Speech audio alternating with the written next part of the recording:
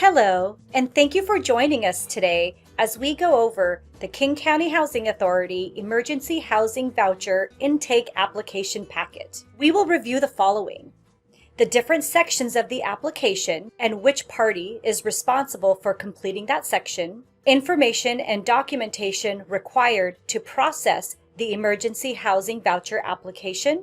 We will also review in depth each form and what it entails.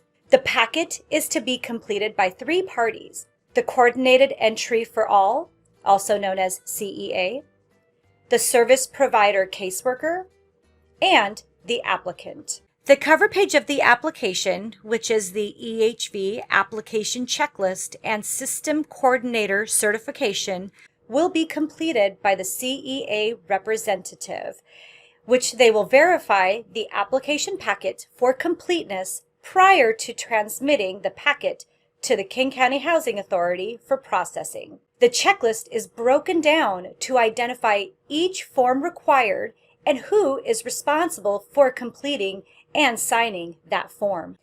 Page 1 of the application is the provider forms, which are to be completed by the referring case manager and attached with the client's completed Emergency Housing Voucher application to the King County Housing Authority. We have the EHV Referral form and the EHV Eligibility Verification. The first page of the provider forms goes into detail on the program eligibility requirements for assistance, citizenship requirements, non-eligible conditions, and income requirements. The Emergency Housing Voucher Program Referral Form. The referring case manager will complete the referral form to indicate the name of the client and their date of birth, the referring agency contact information to include the name of the agency, case manager, and contact information to include a good phone number and an email address. The EHV program includes housing search services to clients. Part 3 of the referral form informs the King County Housing Authority of what services will be provided to the client by the referring agency. If the client is moving from supportive or transitional housing, please mark yes or no and the name of the program that they are currently in. For example, rapid rehousing or a permanent supportive housing.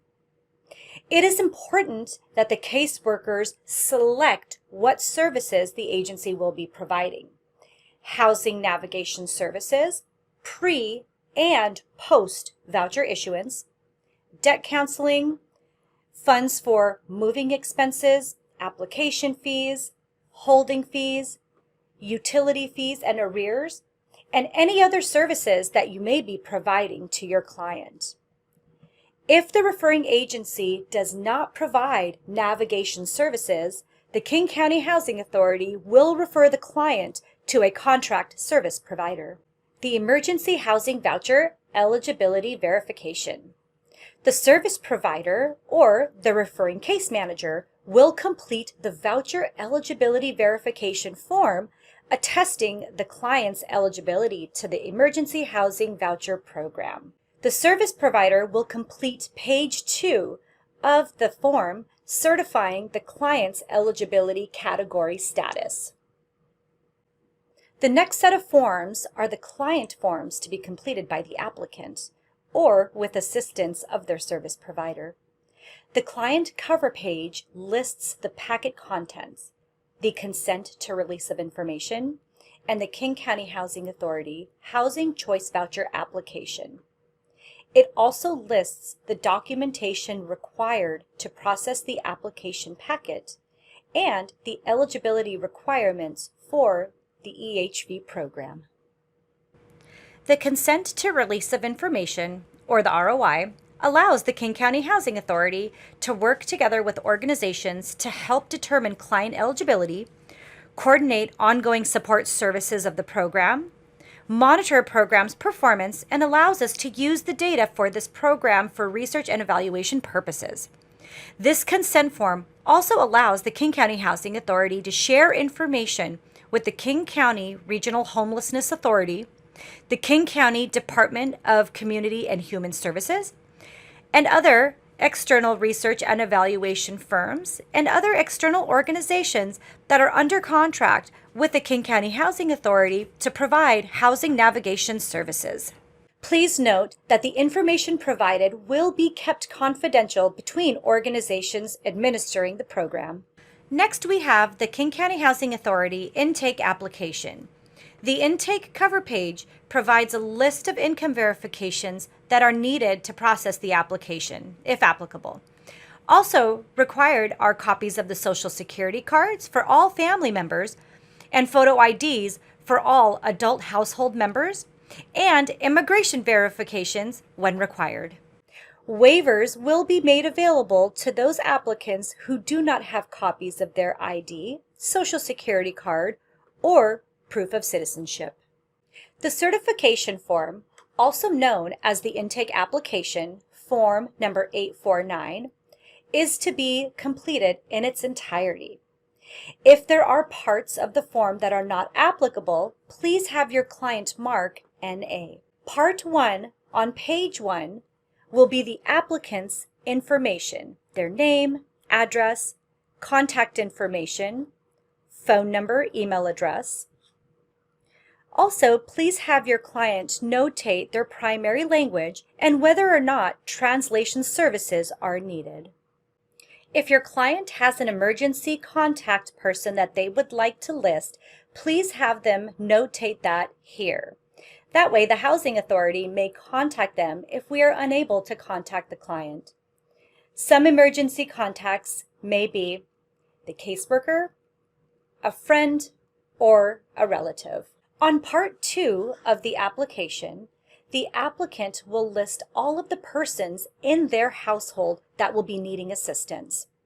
Please make sure to have your client list all members to include their first and last name, middle initial if applicable, their age, sex, race, and relationship to the head of household. Please make sure to include their date of birth, birthplace, and most importantly, their Social Security number. On page 2, or Part B, the client will need to answer all questions marking yes or no. On Part 3, the client will need to mark all sources of income that they are receiving or will be receiving and which household member is receiving that income. On page 3 of the application, the client will need to answer all questions by marking yes or no if applicable. They will then certify the information is true and accurate by signing the application at the bottom. Authorization for release of information, form number 486. So all adult household members will be required to sign the release of information. This form allows the Housing Authority conduct any verifications pertaining to verifying income, immigration status, criminal history, rental history, or accessing tenant screening reports. Statement of Family Responsibility, Form 857. All adult household members will be required to sign this King County Housing Authority form. The form lists the Housing Choice Voucher program rules that the participant must follow in order to continue participation in the Section 8 program. It is important that the client reads and understands the expectations that are laid out in this form. Supplement to application for federally assisted housing, HUD form number H92006.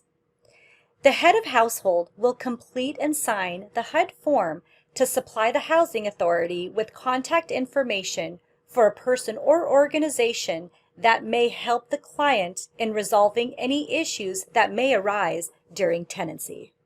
The client will answer questions 1 through 4 on the Homelessness Questionnaire, form number 837. Please note that the King County Housing Authority Intake Specialist will sign and date this form. Debts owed to public housing agencies and terminations, form number H52675. All adult household members will be required to sign this HUD form, which allows the Housing Authority to obtain housing information of program participants to include if clients are actively receiving a federal rental subsidy. Declaration of Eligibility Status, Form Number 432. All adult household members must complete and sign the following information on the form in order to be considered for housing assistance. The client will list the names of all adult household members and mark the appropriate status: U.S. citizen, a non-U.S. citizen with eligible immigration status, or choose not to state if they are a U.S. citizen or have eligible immigration status.